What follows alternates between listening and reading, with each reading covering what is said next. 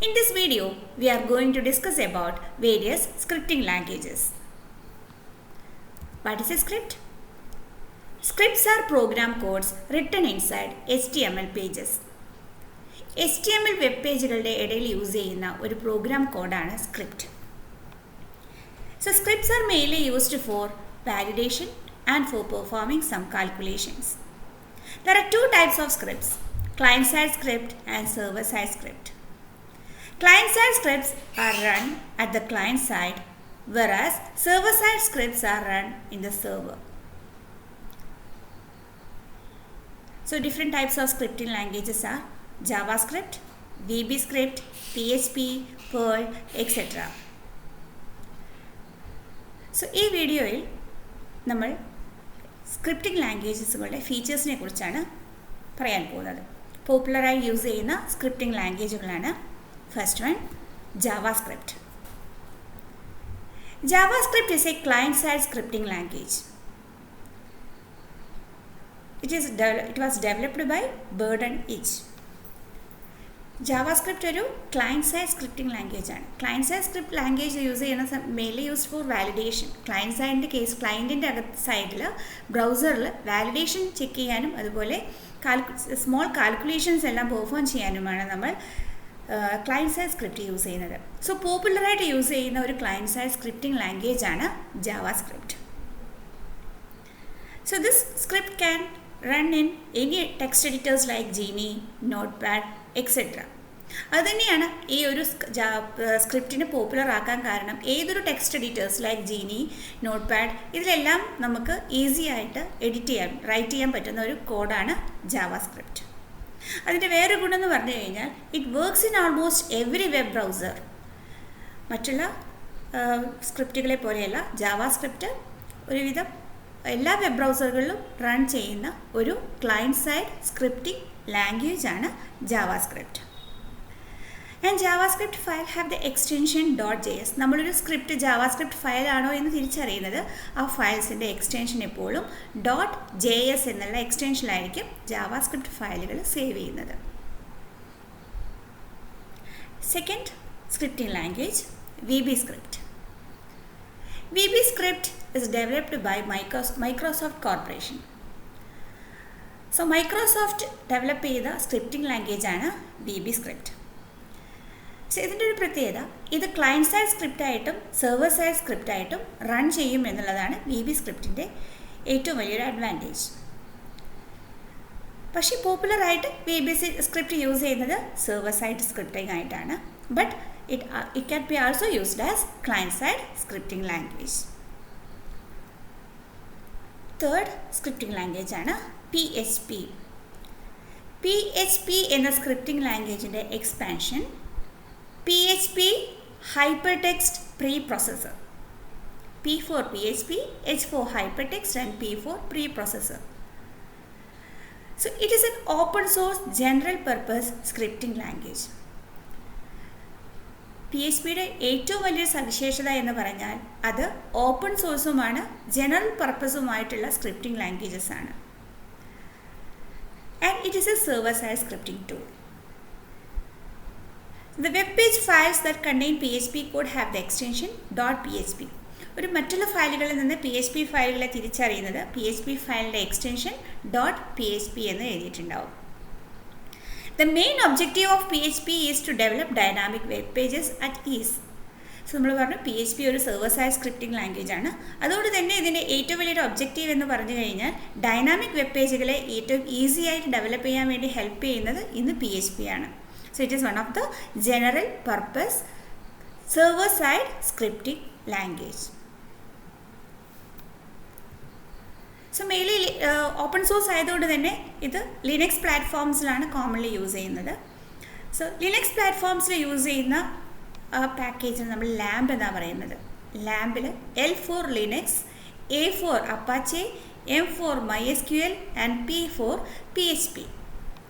So ഇങ്ങനെയുള്ളൊരു software പാക്കേജാണ് നമ്മൾ യൂസ് ചെയ്യുന്നത്. And it is freely downloadable. So Linux പ്ലാറ്റ്ഫോമിൽ യൂസ് ചെയ്യുന്ന ലാംബിൽ ലിനക്സ്, അപ്പാച്ചെ, MySQL, PHP ഇതെന്താണെന്ന് കൂടുതൽ പരിചയപ്പെടാം. ലിനക്സ് നമുക്കറിയാം, Linux is the operating system. Apache is a web server, MySQL is a database, and PHP is the server-side script. നമ്മളിപ്പോൾ പറഞ്ഞു PHP. So ഇങ്ങനൊരു പാക്കേജാണ് ലിനക്സ് പ്ലാറ്റ്ഫോമിൽ യൂസ് ചെയ്യുന്നത്. അപ്പോൾ PHPയുടെ പ്രത്യേകത ഡാറ്റാബേസുകളുമായി ലിങ്ക് ചെയ്യാനുള്ള ഏറ്റവും നല്ലൊരു കഴിവുള്ളത് കൊണ്ട് തന്നെയാണ് സെർവർ സൈഡ് സ്ക്രിപ്റ്റായിട്ട് റൺ ചെയ്യുന്നത്. അതുകൊണ്ടാണ് ഈസിലി നമുക്ക് ഡൈനാമിക് വെബ് പേജസ് ക്രിയേറ്റ് ചെയ്യാം, ഡാറ്റാബേസുമായിട്ട് ലിങ്ക് ചെയ്യുന്നത് കൊണ്ട്. അപ്പോൾ ഇതൊരു ഓപ്പൺ സോഴ്സ് സോഫ്റ്റ്വെയർ ആയതുകൊണ്ട് തന്നെ, ഓപ്പൺ സോഴ്സ് ആയിട്ട് യൂസ് ചെയ്യുന്ന ഒരു സ്ക്രിപ്റ്റിംഗ് ലാംഗ്വേജ് ആയതുകൊണ്ട് PHP എപ്പോഴും യൂസ് ചെയ്യുന്നത് MySQLുമായിട്ടാണ്. And the commonly used web server is Apache and the operating system is Linux. And the PHP was originally created by Rasmus Lerdof in 1994, but it is now developed by the PHP group.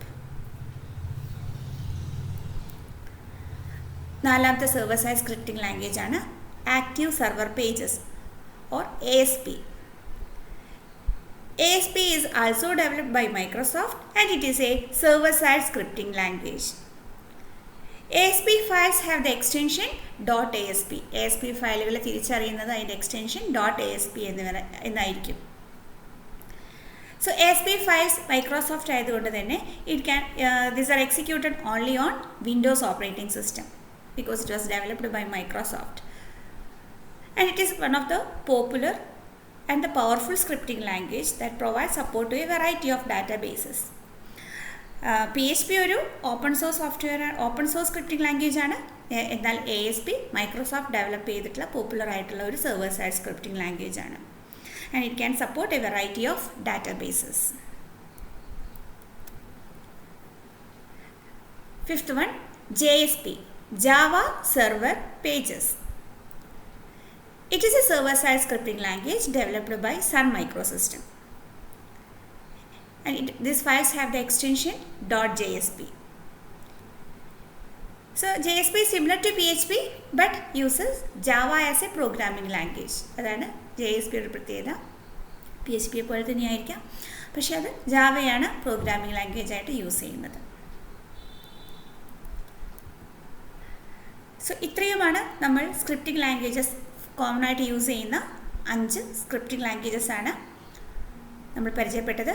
JavaScript, VB Script, PHP, ASP and JSP are the popular scripting languages used as script. Next topic, Cascading Style Sheet or CSS.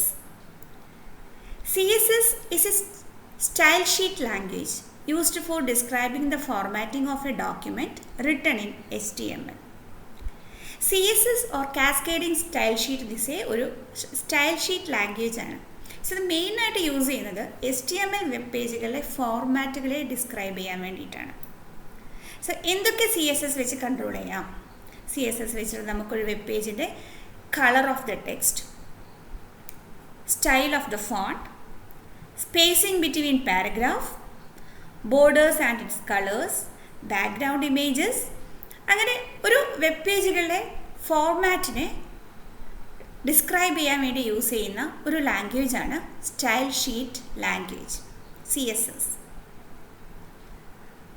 So using CSS we can control the color of the text, the style of the font, the spacing between paragraph, borders and its colors and the background images.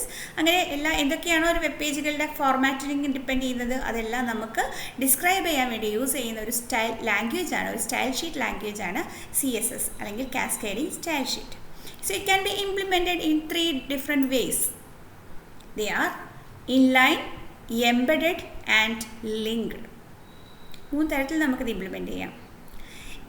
Inline style, CSS style is applied to each tag separately.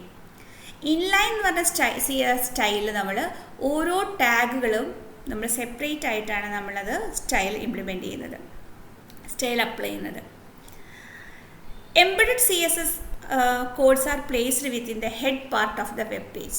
ഈ ടാഗുകളൊക്കെ നമ്മൾ കൂടുതലായിട്ട് പരിചയപ്പെടും. അപ്പോൾ ഇവിടെ embedded CSS codes നമ്മൾ head എന്ന ടാഗിൻ്റെ അകത്താണ് നമ്മൾ place ചെയ്യുന്നത്. Linked CSS is done using an external file with the file extension .css. Linked CSS എന്ന് പറഞ്ഞാൽ ഇപ്പോൾ എക്സ്റ്റേണൽ ആയിട്ട് ഒരു .css ഫയൽ നമ്മൾ പ്രോഗ്രാമുമായിട്ട് നമ്മൾ ലിങ്ക് ചെയ്യിക്കുമ്പോഴാണ് ആ ഒരു സ്റ്റൈൽ ഷീറ്റ് വർക്ക് ചെയ്യുന്നത്. ഇങ്ങനെ വ്യത്യസ്തങ്ങളായ 3 രീതിയിൽ നമുക്ക് കാസ്കേഡിംഗ് സ്റ്റൈൽ ഷീറ്റിനെ ഇംപ്ലിമെൻറ്റ് ചെയ്യാം: ഇൻലൈൻ, എംബഡഡ് ആൻഡ് ലിങ്ക്ഡ്.